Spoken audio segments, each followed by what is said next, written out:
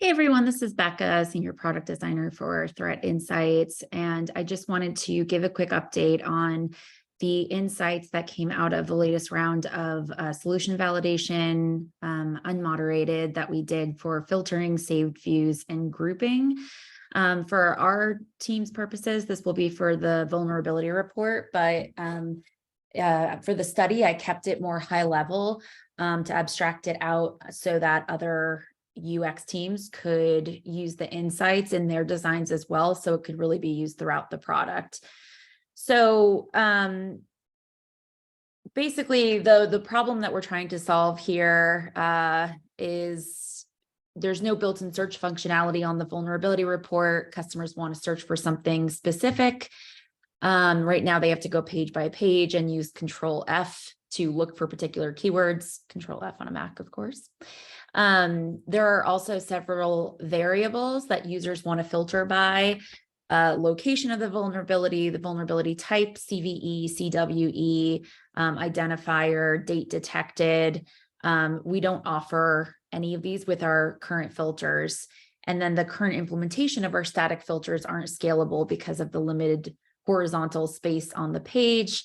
It's also not a pattern that's flexible enough to allow for and or is not. So we want something a little bit more advanced for all the advanced querying that can go on.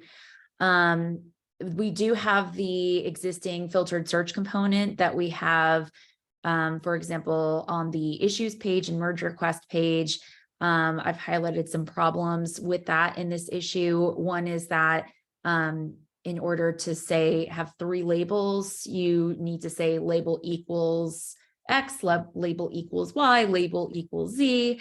Apparently there is the ability to add more than one, to have multi-select, which we can see over here in Storybook. If you just look at filtered search with multi-select, we can see that this is available as part of the component. Not sure why it's not being used anywhere in GitLab currently, but that would avoid having to say assignee equals user alpha, assignee equals user beta, and so forth. So that if we could use that, that would clear up one thing, but there's another concern sorry, there's a couple more concerns here. And one of which is that we would run out of horizontal space pretty quickly. And for filtering on the vulnerability report, there may be a lot of tokens and variables used. And the problem with the filtered search component is you run out of space and it starts to hide those tokens because it horizontally scrolls. And there's some issues regarding doing multi-line. That said, I don't want to rule out the filtered search component altogether. It's still an option, but I did want to go ahead and test a more customized token approach outside of the filtered search component. So there's a lot of really great information in here, but for now, I'm going to move on to the prototypes that were tested. So this was V1. There were two versions tested in this study using user testing. So unmoderated, I gave all the participants tasks that they had to complete.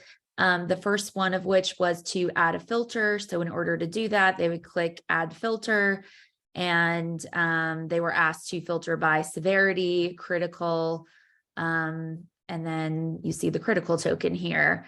Next, they were asked to edit the filter. So they could do this one of two ways, either clicking on this token here or going to add filter and selecting severity again, but they were asked to add high. And then we can see it says critical plus one more here. Next, we asked the participants to add a grouping. So for that, they would come here. We asked them to group by status. So that's what this looks like.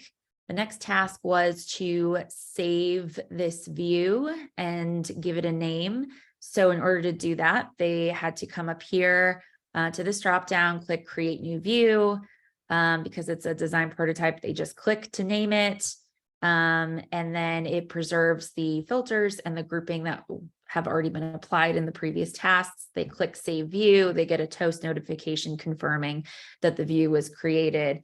So every one of these tasks, there was a question to rate the task or the experience of that task afterwards on a scale of 1 to 5. So, and then why did they give it that score? And then the next one was to remove all severity filters. So for that, they would just click the X on that token. And then finally, the last task was to delete the saved view. So for that, they had to come in here, click delete view, and then confirm it. And that was it. I got some feedback after about 8 participants on the prototype itself. It was very hard to prototype this out. People like to click around and not follow the task strictly. And so there was kind of mixed ratings because of those kind of bugs. So I would launch to 1 participant or 2 participants, do what I could to improve the prototype, and then launch to another one, so on and so forth. So it took a while to get it as close as possible. But it would have taken a very, very long time to consider all of the different routes available in whatever order people were clicking in. So that said, I definitely had to tease through the feedback. And part of the feedback was that it was too difficult to get confirmation of whether or not they completed the task because of these gray bars, because of this wireframe that I used. And I was also concerned that by using vulnerability report filters like status and severity, that maybe it was ostracizing some participants because we weren't specifically targeting security engineers or analysts. We wanted to keep it more high level. So really, I was just, the screener really just screened for anybody who used more advanced tooling at work, had experience with filtering and search and using tables and things like that. So I did launch a V2 halfway through the study and had real data in here, but it was the same tasks. They would have to filter by engineering, and then add, I think it was product, so they could see the table updating. I also wanted to turn these tokens blue, so they got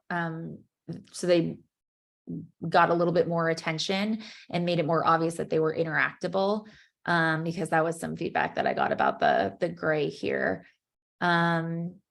But otherwise, everything else was the same. So going on to the insights, if anyone wants to dig into who we talked to, what their roles were, it was everything from HR analyst, financial controller, mechatronics engineer, data scientist, a primary school teacher. So really it wasn't scoped, but we made sure that they used at least one, what we called a qualified tool that had a little bit more advanced filtering and sorting and that kind of, table functionality.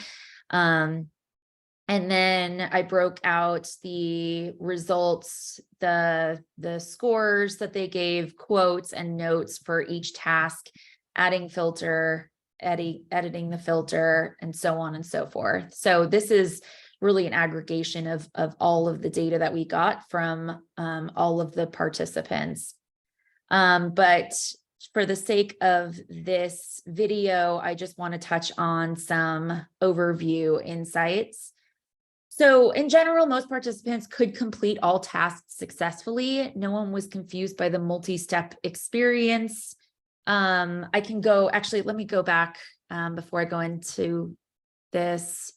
I already showed it. So the multi-step experience is just referring to choosing the identifier here first, severity, and then the identifier critical, et cetera. So that went really well. Of the successfully completed tasks, most scores were either 4 or 5 out of 5. There were 58 total 4s and 5 ratings out of a total of 68 scores. And the vast majority of the lower rated tasks that got either 2 or 3 and the failed tasks were due to errors either with the prototype or user testing. For example, there's a prompt in user testing that floats above the prototype and blocks the grouping functionality that we have over here. So that was an error that I didn't want to count against the design, but it was just a user testing bug. And then there were no 1 ratings, which was great. And then even when the design wasn't intuitive for some participants, those participants all said that once they learned how it worked, it was easy to complete the task. So they said even if there was a small learning curve, they still rated it high because it was easy to learn. And then I asked 2 specific questions about the tokens. One was, do you miss the identifier? So here, for example, we have engineering plus 1 more. It doesn't say department, like the filtered search component would use department equals engineering. I wanted to see if participants would miss that, or if we could leave it out altogether, allowing more of those identifiers in view. So most users, 8 out of 14, were not bothered by the missing identifier. 4 of them preferred the identifier to be included. 1 user did not answer the question and the other had a confusing response. So if we leave the identifier out, we can keep in mind that it will be visible when clicking on the token at the top of the dropdown here. So in this example, it says department. So even if someone forgets what it's referring to, it's 1 click away from referencing that. And then another question asked was truncating in the filters. So for example, here we have Australia plus 8 more as the employee region in this scenario. And I asked, how do you feel about that kind of truncation? 8 users either liked the truncation or were neutral about it. They said it was fine, didn't bother them. 4 users did not like the truncation in the filters. And there were some specific requests. So 1 user requested to show all filters when there's few, say 2 or 3, but truncate beyond that when there's less space available. I like this idea, and I think this is what I want to test for in the next round of testing. Truncate only when needed. And then another user specifically requested being able to show all the filters when it becomes an exportable report, or if you want to take a snippet so that the board or management can see all the context, so all the applied filters. So I thought that was especially a very important call out and something that we should consider. Additionally, there was some confusion between sorting, grouping, and filtering.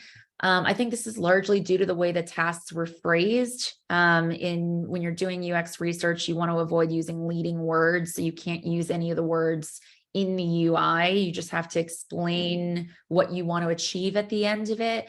But if somebody is using the table, they'll understand what they want to do. And so I'm not concerned about this when it comes to implementation, especially once it's implemented. Users can kind of click around and play around with it and undo it. So if they add a grouping and they're like, oh, that's not a filter, that just groups everything into these defined buckets, they can undo it easily. So nothing is really like detrimental or, will delete anything. It's all undoable once they see the results from that action.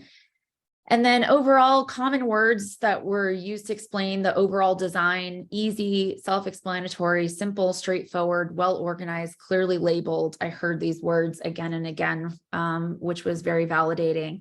And then the average score of the overall experience was 4.3 out of 5, which is great. So the next steps for this is to go into moderated testing, specifically with security engineers. I will be giving them the same tasks, but then I can drill in a little bit more is, okay, you weren't expecting that to happen in that way. What were you expecting? Why exactly were you expecting that?